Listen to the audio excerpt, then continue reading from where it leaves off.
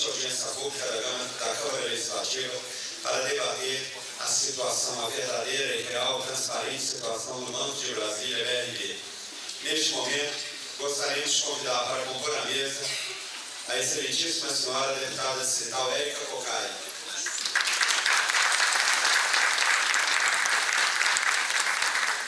Convidar também para compor a mesa o excelentíssimo senhor deputado federal Augusto de Carvalho.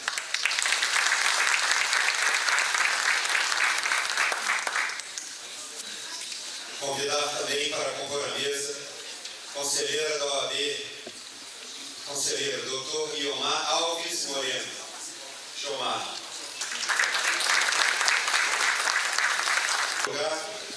Gostaria de dizer que a presidência do banco foi convidada, assim como toda a sua diretoria, mas infelizmente não tem um representante aqui do banco. Vieram duas pessoas para esclarecer alguma coisa, mas que não estão querendo sentar à mesa.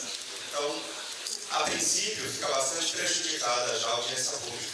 Demonstra um desrespeito do banco a essa casa legislativa. E uma casa que tem apenas tentado cumprir o seu papel, que é discutir tudo o que se passa no Distrito Federal. É para isso que nós, deputados distritais, fomos eleitos, para estarmos aqui e participar de tudo que diz respeito ao dinheiro público, às ações públicas.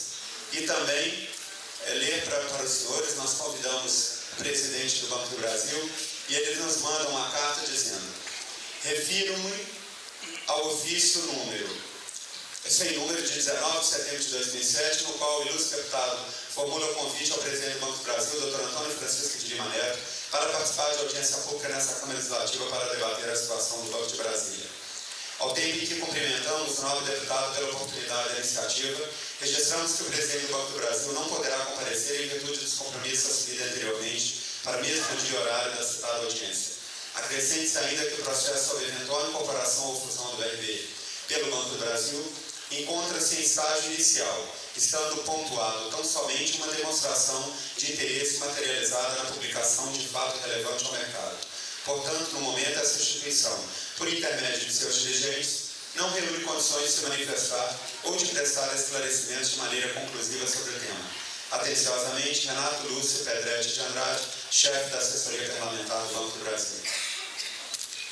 Bom, na verdade, a iniciativa dessa audiência pública é a preocupação que essa casa tem e que nós recebemos e-mail, conversando com meu irmão, que é gerente do Banco do BRB, também com o gerente da minha agência do Buriti, e vários lugares que a gente frequenta aqui, o BRB aqui da Câmara, há uma preocupação muito grande sobre tudo que tem sido divulgado na mídia, as questões do BRB, e principalmente o escândalo que se abateu com a Operação Aquarela, que afetou diretamente o BRB.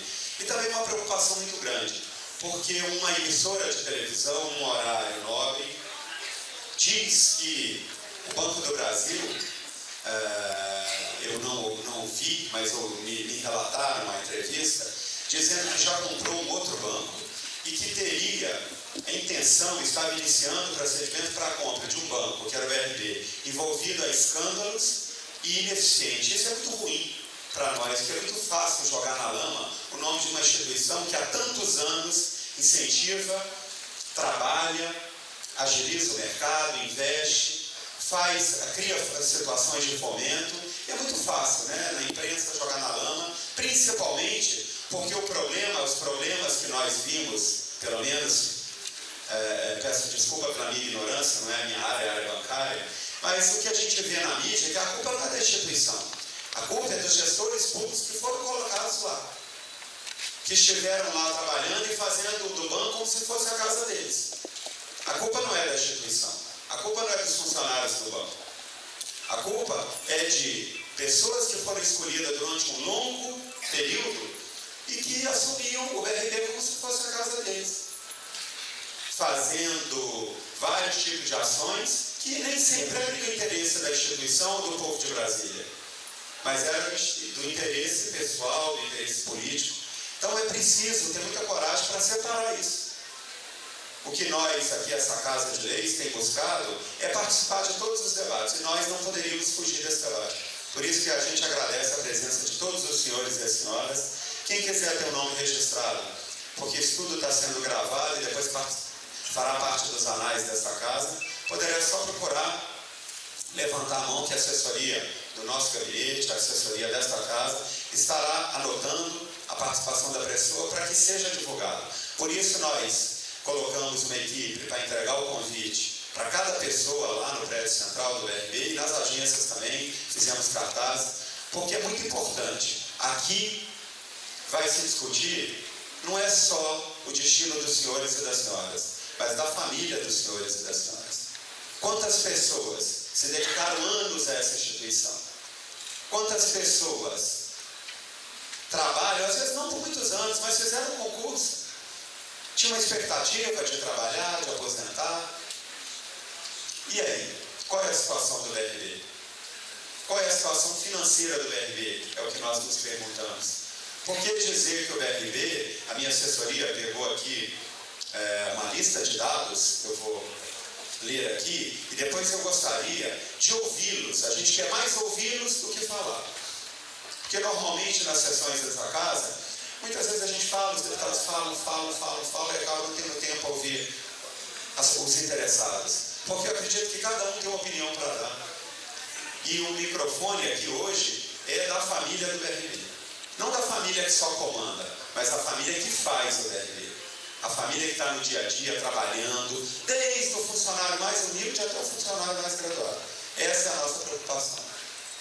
Para quê? Porque nós ouvimos o governador, e ontem eu estive com ele de manhã, justamente sobre essa audiência, e ele me disse que é muito bom para esclarecer. E eu fico muito triste porque não vi um representante do BRB. E ontem ele disse, já falei que é para ir um diretor do BRB. E hoje eu fico muito triste de não ter uma pessoa aqui para representar. Mas gostaria de dizer aos senhores e às senhoras, não existe venda de BRB sem aprovação desta casa. E essa casa funciona sob a pressão da galeria lotada. Se vocês não quiserem, isso nunca vai acontecer. Podem ter certeza disso. Vai depender muito da participação dos senhores e das senhoras. Porque esta casa aqui, o voto é aberto. Aqui não tem voto escondido, graças a Deus. Não é igual aquela vergonha do Senado. Lá aqui, não tem voto aberto fechado mais não. Aqui o deputado tem que votar e tem que honrar com a galeria cheia. E todo mundo está sabendo como ele está se comportando. E o governador Arruda disse, eu perguntei a ele antes de marcar essa audiência, ele me disse, Rony, não tem a menor chance da gente fazer qualquer operação no banco sem ouvir os funcionários. O que me tranquilizou muito. Me tranquilizou bastante pela posição dele. Agora, é preciso que isso seja acompanhado, para e passo, por cada um dos senhores e das senhoras. Porque, volto a dizer, é o futuro da família dos senhores e das senhoras. A não ser aqueles que estão com um burro na sombra, né, e o rabo dentro d'água.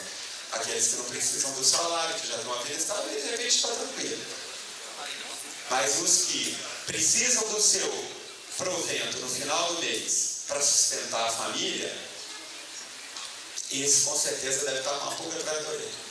E eu tenho pessoas muito próximas minhas, a gente conversa muito. E é angustiante essa indefinição, essa incerteza, essa obscuridade.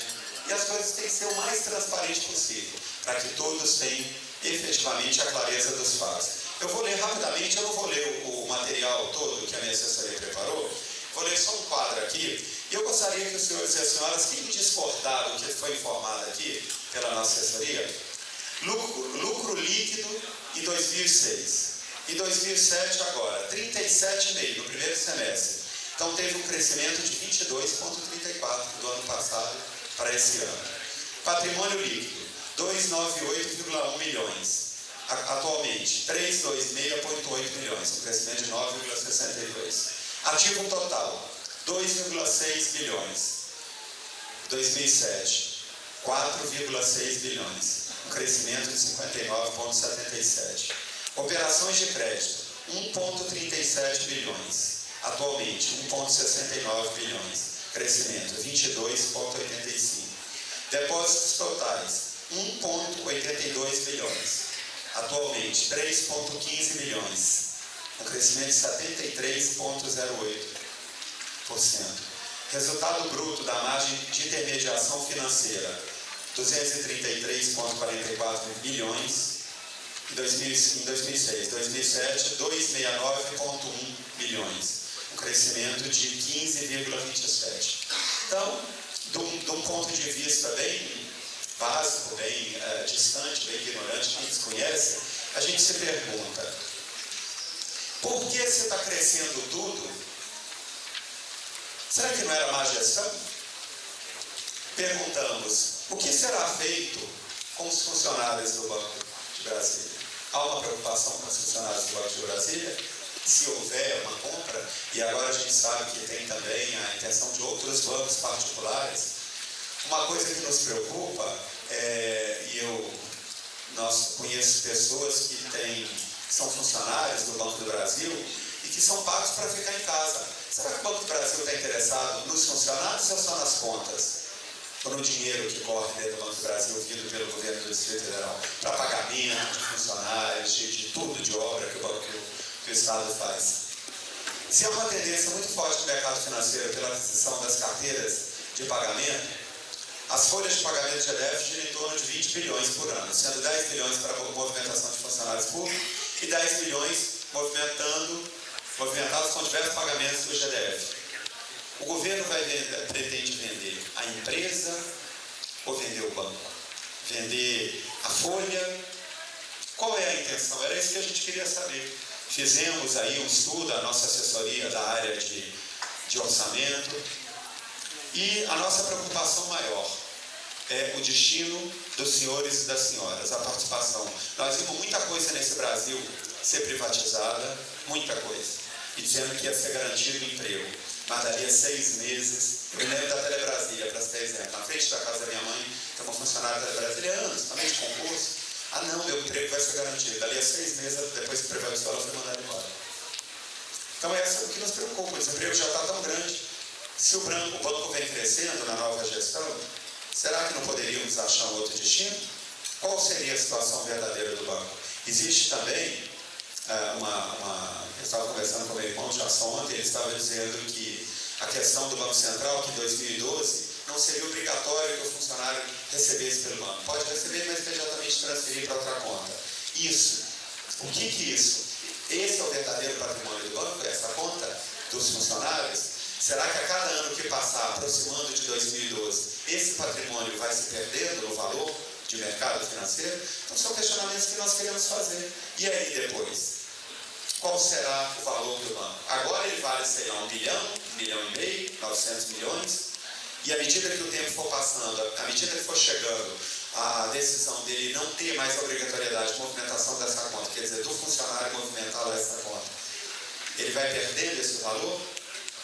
Qual seria a situação? Existe uma situação ideal ou uma menos pior para os funcionários, para a família do BRB? É isso que essa casa gostaria de participar, porque eu acredito, pelo que eu tenho visto aqui nessa nova legislatura, é que essa casa vai pelo clamor. Antes também era, mas agora está mais...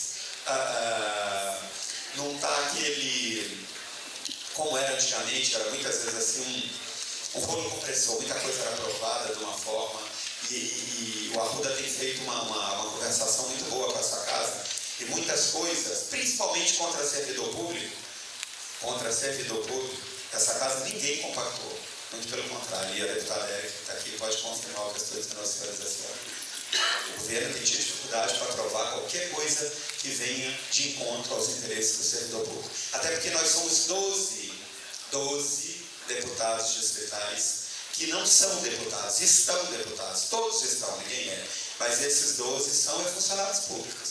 Eu espero que eles se lembrem sempre disso, que o poder e a política passam. Mas onde ele fez concurso só passa se tiver medidas como essa que estão querendo fazer, só passa se ele fizer alguma coisa errada. Porque se ele trabalhar corretamente, ele provavelmente aposentará aqui.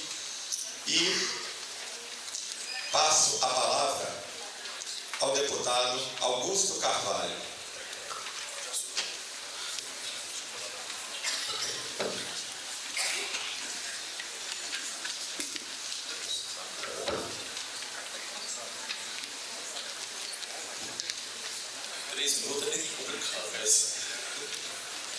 Eu quero saudar o deputado Rony Nemer, pela iniciativa de fazer aqui esse debate. Prazer estar de retorno a essa casa, dona deputada Érica Cocai, os nossos companheiros, representantes aqui dos funcionários da Ativa e dos aposentados aqui à mesa, todos vocês que vieram a esse debate. Quero dizer que fiquei tão surpreso quanto vocês quando o governador Arruda, em São Paulo, declarou em reunião com, acho que na Fiesp, sei lá, com os empresários, a sua disposição de vender o Banco de Brasília. Lá de São Paulo mesmo, eu estava no plenário da Câmara, imediatamente fui na tribuna para dizer que era um equívoco do governador. E aqui eu aproveito para poder desfazer alguns boatos, alguns militantes andaram nas agências dizendo que o Augusto Carvalho estava defendendo a privatização do banco.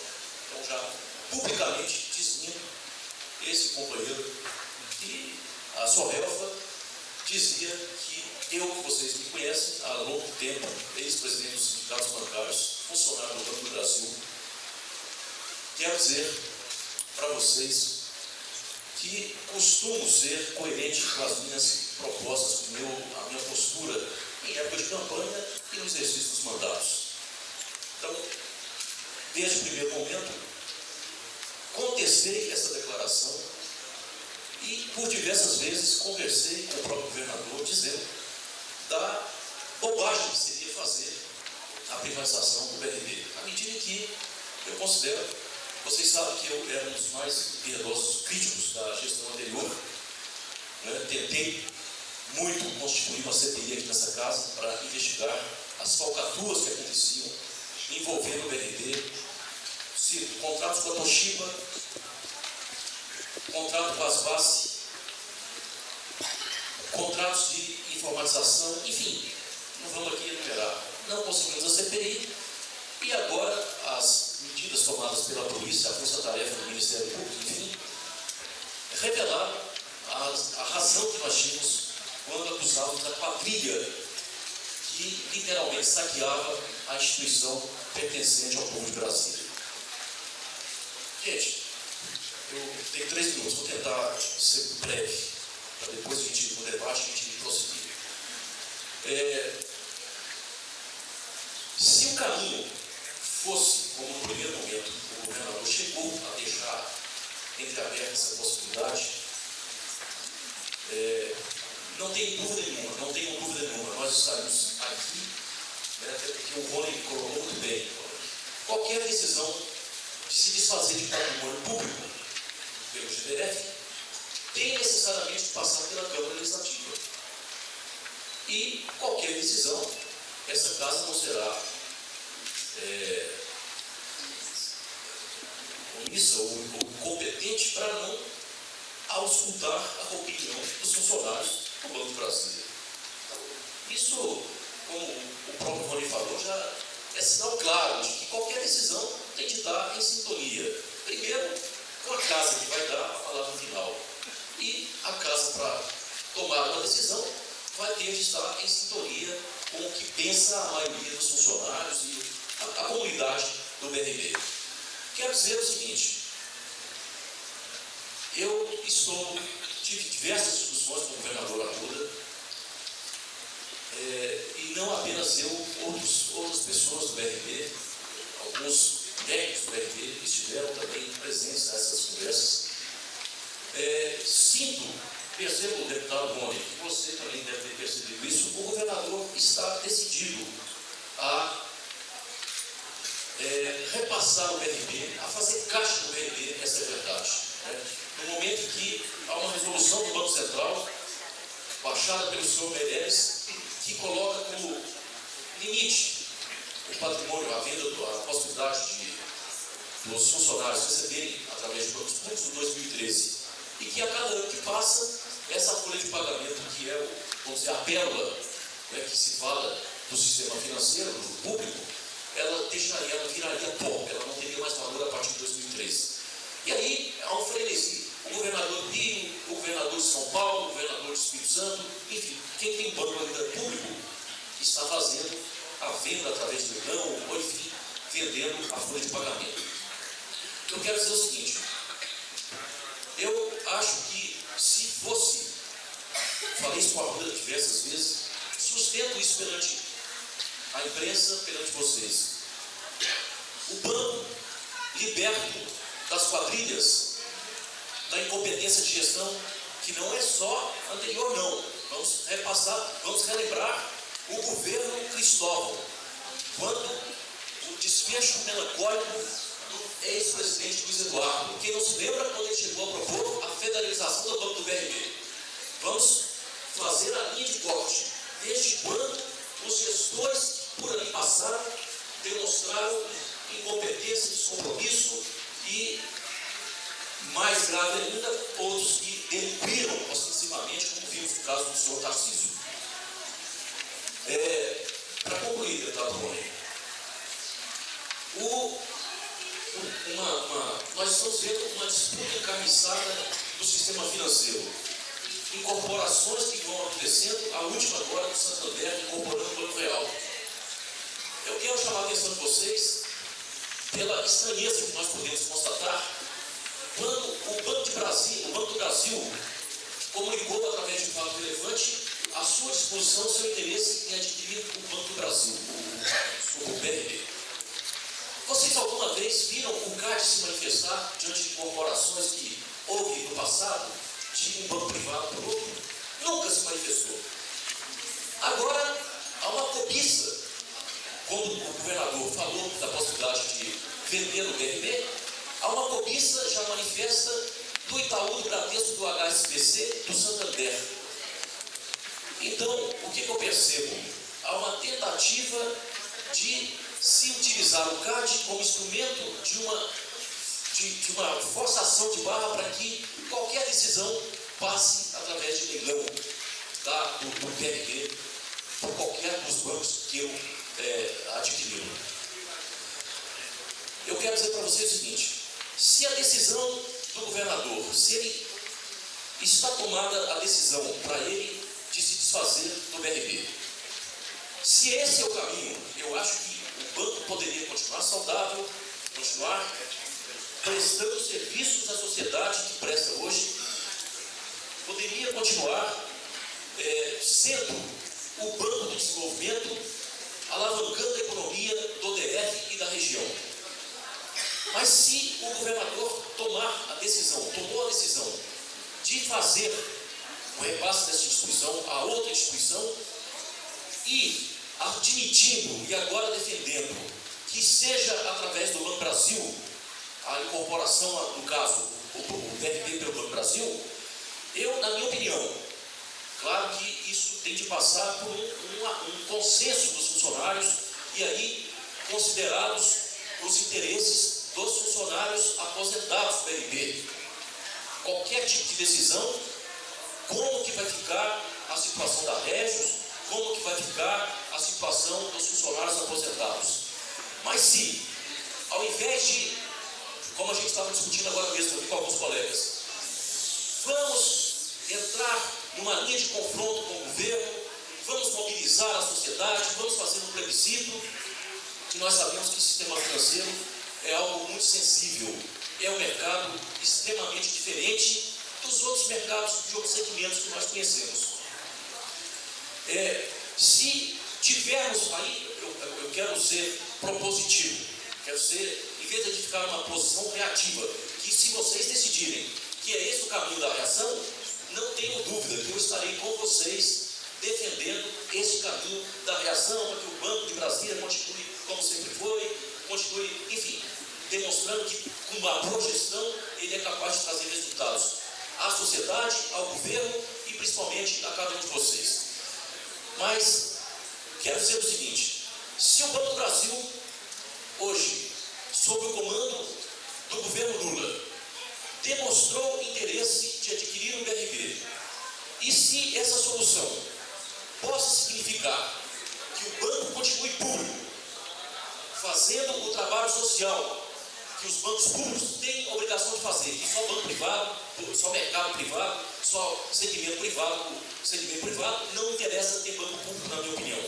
Mas se o Banco Brasil estiver disposto a incorporar o BRB, respeitados os direitos, respeitados os interesses dos funcionários aposentados, eu vejo aqui vários presentes, se a marca BRB, que é uma marca forte, possa continuar como uma estrutura adstrita, a estrutura do BRB, do Banco Brasil, tal como a solução que se desenha para a incorporação do BESP pelo Banco do Brasil, eu acho que é um caminho que nós possamos trilhar na medida em que haja um consenso, na medida em que haja um engajamento, e aí, se esse for o caminho que vocês acharem correto, eu me coloco à disposição, juntamente com o deputado Rony, com a deputada Érica, com os parlamentares federais, com a bancada de Brasília, para ao invés de ficar esperando, na inércia, a disputa entre Santander, entre Banco Real, entre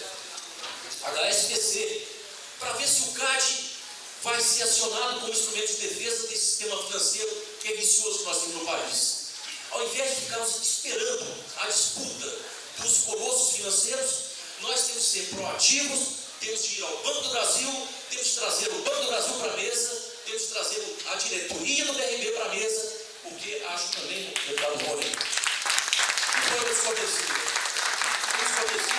deveria, claro que não tem nada definido, não tem nada decidido, alguém falou na televisão que dentro de um mês essa decisão será tomada, isso é bobagem, essas decisões, essas soluções não se encontram de uma hora para outra. Mas se esse for o caminho de ir de uma maneira propositiva, buscar as soluções que sejam mais consentâneas com os interesses de vocês e da sociedade brasileira, eu estou à disposição de vocês para integrar e liderar esse movimento. Muito obrigado.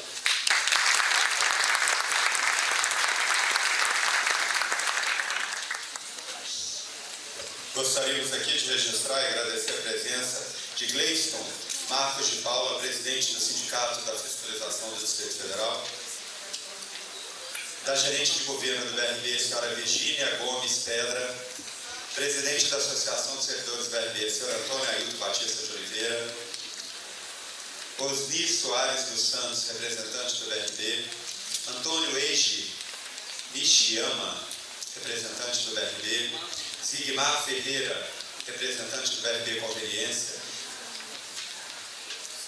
Ana Lúcia Fernandes Maranhão, também do BRB, Maria José Desmonte, BRB Banco de Brasília, Jorge Luiz Ribeiro Cabral, também funcionário do BRB Ceasa, Jorel Abreu de Souza, também do BRB, Maria Soete Macedo Moura, também do BRB, Jason Tânios Nemer, gerente do BRB Sobradinho, Simone de Aparecida, também funcionária do BRB, Rosane da Cunha, também funcionária, Abdias Bezerra Carmelo, não sei se funcionário, não colocou aqui, a gente agradece a presença, Francisco Delval Branco, também do BRB, Henrique Rezende Falcão, Ranieri Rezende Falcão, também do BRB, Vana Lúcia da Silva, BRB,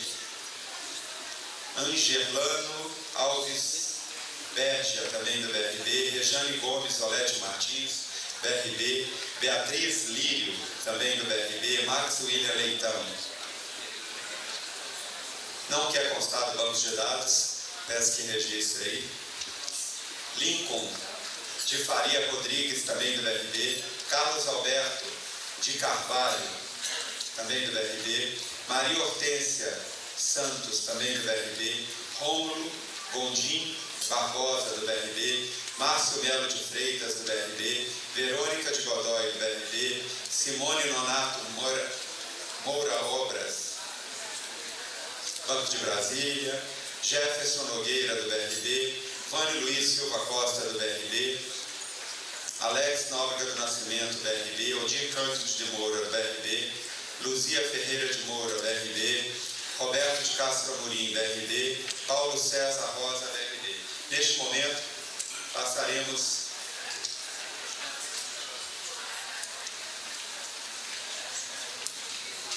gostaria, antes de passar a palavra, de chamar para compor a mesa Senhor Ibrahim Youssef, presidente do Sindireta, Distrito Federal. E gostaria de passar a palavra ao senhor Jomar Alves Moreno, conselheiro da OAB.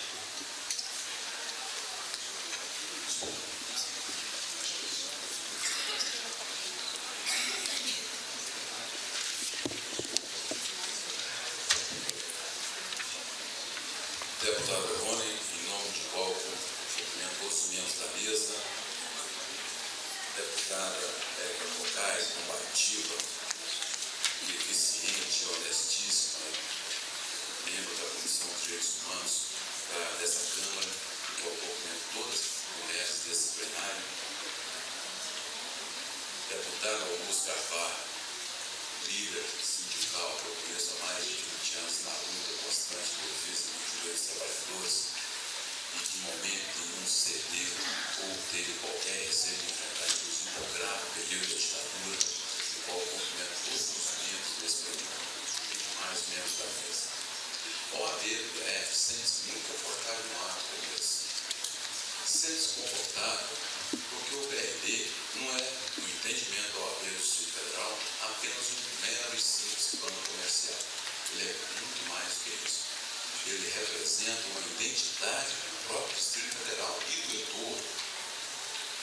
O BRD é hoje um instrumento de progresso e desenvolvimento social, agropecuário, industrial e comercial em todo o DF e todo o entorno. É normal nós irmos nas cidades do entorno e ouvirmos reclamação que já teve uma agência do BRD e que hoje não tem mais. Muitos são os produtores que reclamam disso. Por isso, a OAB do Distrito Federal tem essa preocupação.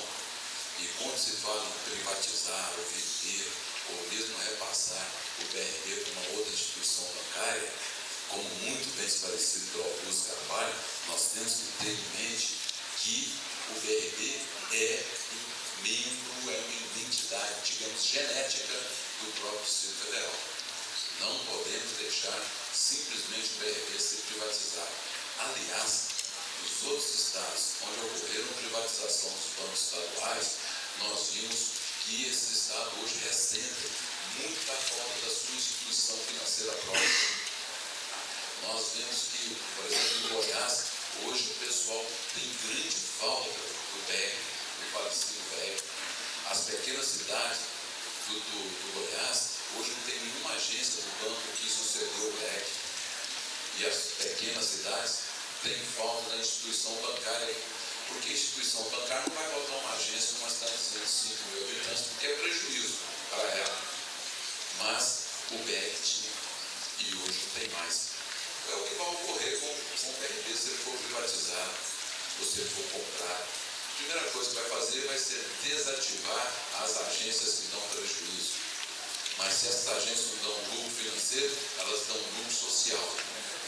E esse detalhe não pode ser esquecido, e esse detalhe tem que ser valorizado e tem que ser levado muito em conta.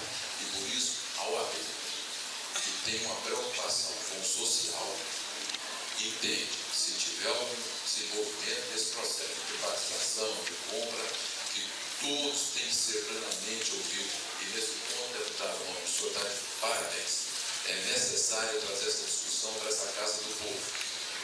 Isso não pode ser passado às escondidas, ser vendido aí sem a participação da sociedade. E todo e qualquer debate, e toda e qualquer discussão sobre a privatização, venda do BRD, a OAB faz questão de estar presente. E agradece o convite e se coloca à disposição dessa Câmara e de todos vocês, para que qualquer debate, qualquer evento, ou qualquer ato em defesa do BRD, a OAB está e estará sempre presente. Muito obrigado.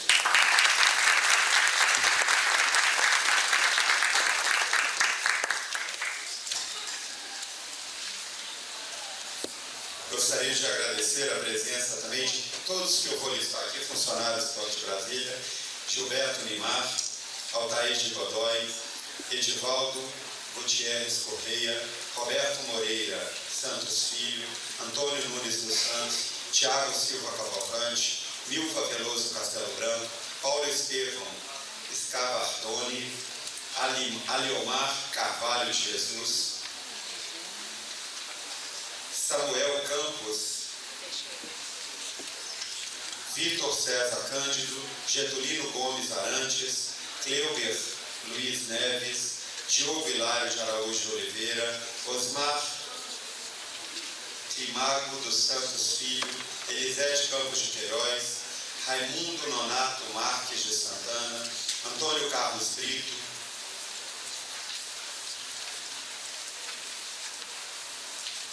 Frelemim Oliveira Cunha Júnior, Lucas Pereira, Terezinha Cardoso Machado, Kleber Renato Albuquerque Araújo, Alberto Castilho de Siqueira, Carlos Randolfo Campos, Cleverson Borges de Souza Macedo, Manuel Francisco Duque de Souza, Triel Seite Yuzuki, Armando José de Siqueira Leite, Juraci Ferreira Bispo, Nayara Goulart, Salvador Martino, Oscar Xavier de Lima Filho e ex-funcionário do HSBC, Brauzion Adamastor. E neste momento passaremos a palavra ao presidente da Associação dos Aposentados do BRB, senhor Luiz de Oliveira.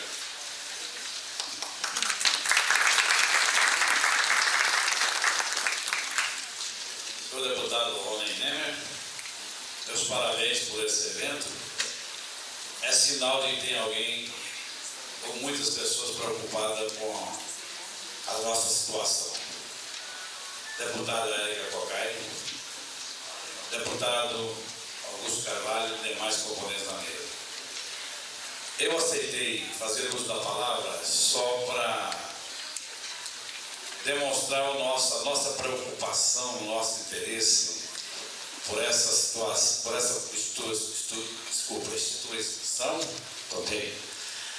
BRB, que nós fundamos, acompanhamos, trabalhamos, desenvolvemos.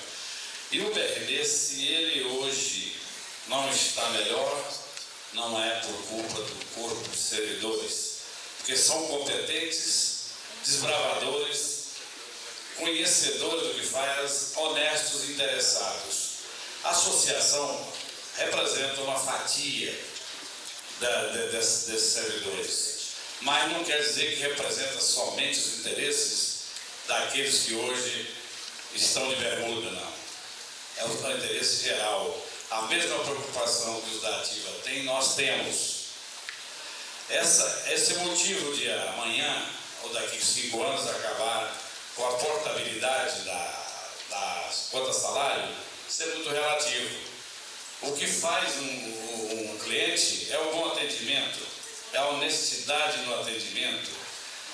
Isso nós temos, porque eu sou prova, porque eu frequento muitas agências e só tenho o BRB como o banco que eu trabalho, até por fidelidade.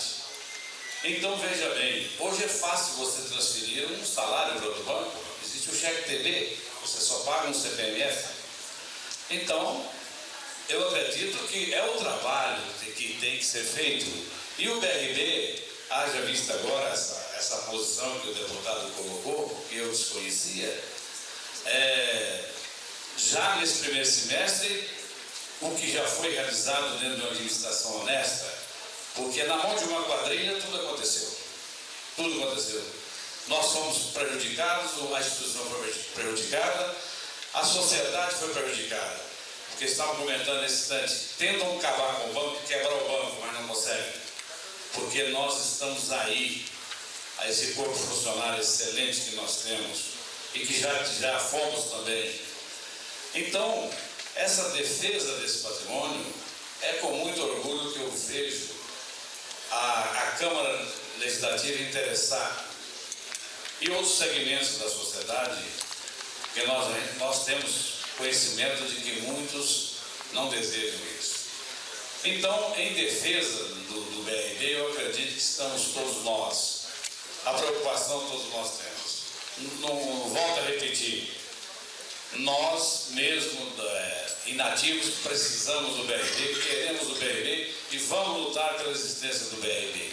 Por isso devemos unir forças, já que nós temos forças maiores nos dando esse apoio. E por isso eu conclamo a todos que vamos unir e vamos fazer essa defesa.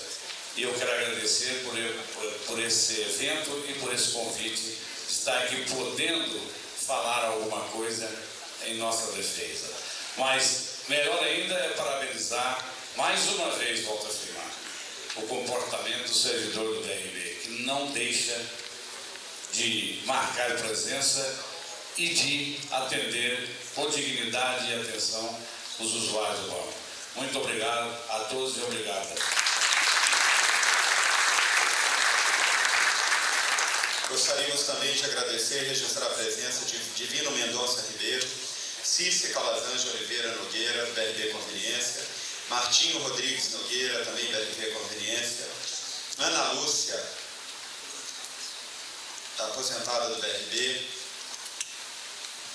Elaine Evelyn Pei Silva, BRB Conveniência, Ana Quitéria Alves Martins, do Diese, Maria José Barrão, funcionária do BRB, Luiz Lessa, Maiara Goulart, Poliana da Paiva Estrela, Diego da Silva Vasconcelos, Fábio